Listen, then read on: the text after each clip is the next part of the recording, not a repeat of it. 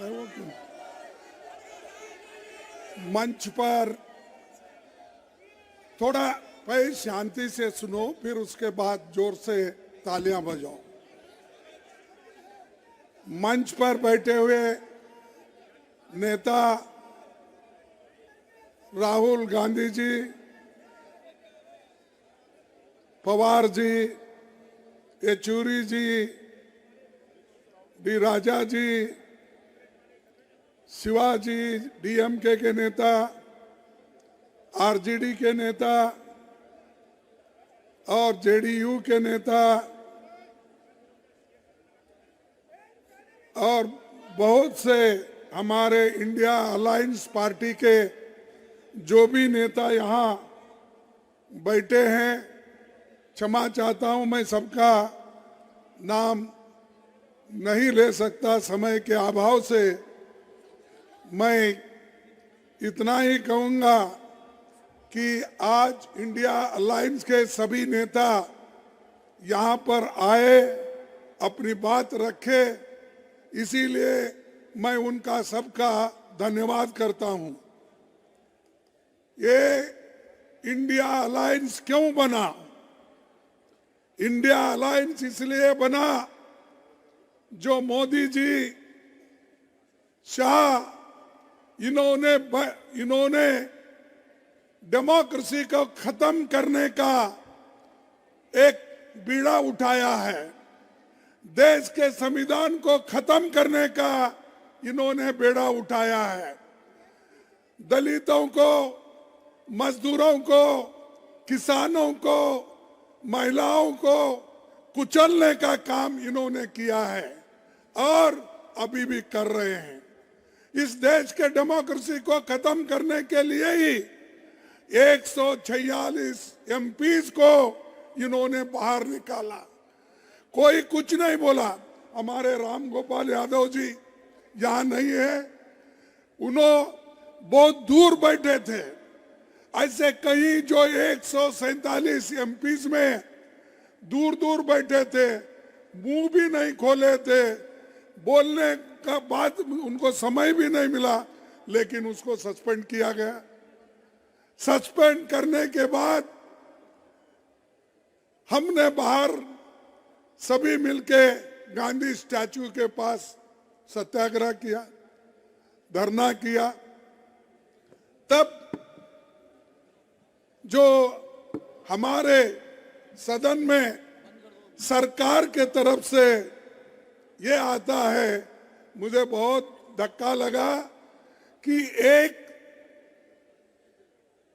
संविधान के उच्च पद पे बैठते हैं ऐसे लोग कहते हैं कि मैं एक फलाना जाति का आदमी हूं, इसीलिए मुझे इंसल्ट कर रहे हैं। अरे अगर आप देश के संरक्षक करने का अधिकार लिए हैं, संविधान के तहत आप चलने का वायदा किए हैं, तो आप जात पात की बात अंदर करते हो और जात पात पे चलने की बात करते हो। अगर आपकी हालत यही है तो मेरे जैसे दलित की हालत क्या होगी? मैं जब उठता था, सदन में उठता था बात करने के लिए, आपके तरफ आवाज उठाने के लिए, तो उस वक्त कभी मुझे मौका नहीं मिलता था। जब कभी भी देश में जब महिलाओं के ऊपर रेप होती है, जब कभी दलितों के ऊपर, दलितों को कुचला जाता है, किसानों को मारा जाता है, मजदूरों को मारा जाता है और संविधान के धज्जे उड़ाए जाते हैं, उस वक्त हम खड़ा होके जब नोटिस देते हैं, नोटिस पढ़ने को भी हमको परमिशन नहीं दिए। तो मैं ये क्या कहूं कि ये बीजेपी के लोग, बीजेपी की सरकार एक दलित को बोलने नहीं देगा, ऐसा मैं कहूं? अरे ये तुम संविधान के पद पे बैठे हो और तुम रोते हो। अरे संविधान चलाओ, संविधान के तहत, डेमोक्रेसी के तहत सबको बात करने का हक है और वो आजादी आप छीन नहीं ले सकते। वो आजादी हमको मिली है जवाहरलाल नेहरू से, वो आजादी हमको मिली है महात्मा गांधी से, वो आजादी हमको मिली है डॉक्टर अंबेडकर से। इन्होंने तैयार करके दिया, लाखों लोग कुर्बानी करके आजादी दिलाए और आप लोग, आपके घर में कोई एक चूहा भी नहीं गया आजादी दिलाने के लिए, है गया। और वो हमको कहते हैं देश को ये बर्बाद कर रहे अपोजिशन के लोग, देश को ये लोग यहाँ पर डेमोक्रेसी नहीं चलने देते, ये कहते हैं। सबको बाहर निकाले आप, सभी एमएलएस को, सॉरी सभी एमपीज को आपने बाहर निकाला और सभी कानून अनअपोज्ड आपने पास कर लिया। 3 क्रिमिनल कानून ऐसे हैं, आगे आने वाले दिन में वो सारे सिटीजन्स को सताएंगे। अच्छे कानून को हम स्वागत करते हैं, किसानों के लिए भी ऐसा ही किया, मजदूरों के लिए भी ऐसे ही कानून लाए। तो इसलिए भाइयों हमको लड़ना है और ज्यादा से ज्यादा एक होकर हमको लड़ना है। तो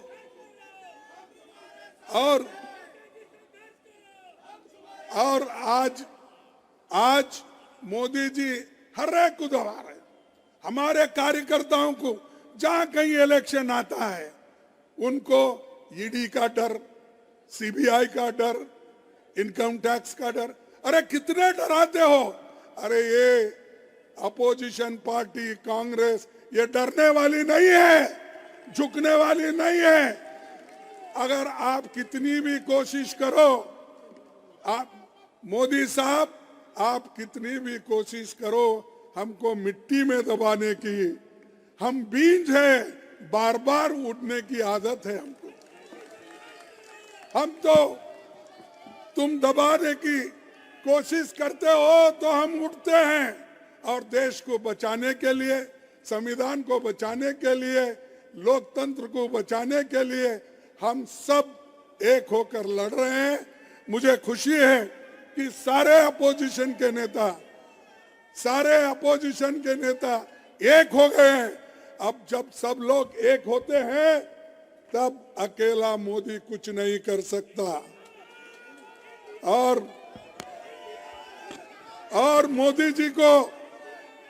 मोदी जी को इतना घमंड आया है, इलेक्शन से पहले ही कहते हैं कि 400 सीट जीतेंगे।